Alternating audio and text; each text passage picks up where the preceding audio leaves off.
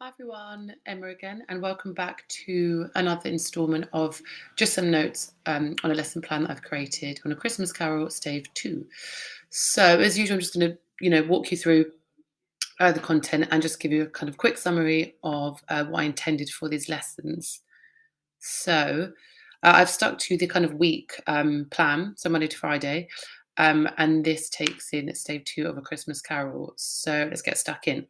Um, overall, like I kind of wanted to break down this week's lesson in terms of looking at the effect of the Ghost of Christmas Past, the different characters that Scrooge is reintroduced to, and his reaction throughout and how he changes. So that's kind of the focal point woven throughout. So with Monday, as I've just said, we look at the Ghost of Christmas Past. Um, and there is a resource there where, of course, you can change that, but it's the Doctor Who presentation or adaptation. And because I thought maybe the students might be a bit more familiar with that. But of course, there's tons of adaptations from that scene, so feel free to change that. Um, and we then look at Scrooge's internal monologue, how he reacts to that, and more specific activities and questions about the Ghost of Christmas Past, particularly his description and use of juxtaposition. We then move on to Tuesday, where we look at the beginnings of how Scrooge begins to change. So we've got this sympathy graph, which points to kind of reader response. And then we also begin to look at little fans. So bit by bit, different characters are introduced rather than maybe look at them all in one day, because I think that would be quite tricky. Wednesday then looks at Scrooge and Fezziwig and compares them. I found a really nice resource from the Old Vic, which I thought was interesting. Lots of activities within that. So if you wanted to change these specific questions within this activity here, then feel free to do so.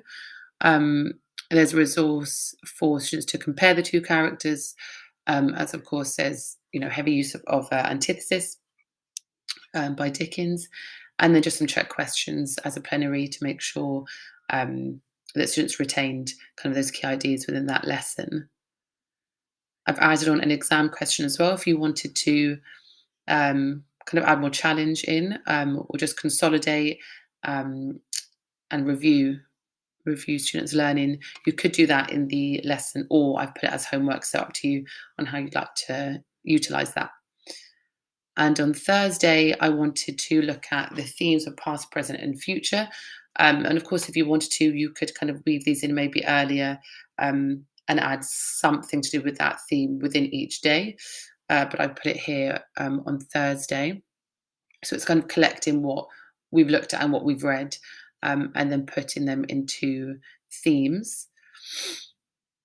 I've also added a debate there about who has the most influence. So that could even be done as one whole lesson if you wanted, or perhaps kind of started as homework and prepped there and then done in class. I thought that was quite an interesting question to do. And then we also look at Belle, the remaining character. So at this point, we've looked at Ghost of Christmas Past, themes past, present, future, and each of the characters, Little Fan, Fezziwig, Belle, and the effect that they have on Scrooge. Friday, I've stuck to the newer model of kind of recap and revision rather than looking at a new learning question, but to go over things. And maybe there are things that have come up over the week that you think your students need to look at again, and you need to maybe go over with them. So there are some activities here which you can use to embed the learning or revise the learning, and a couple of resources to help you do that as well.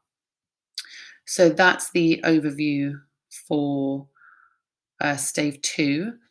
And of course, as usual, anything that needs to be edited, changed, extended, reduced, feel free as to what best suits your class.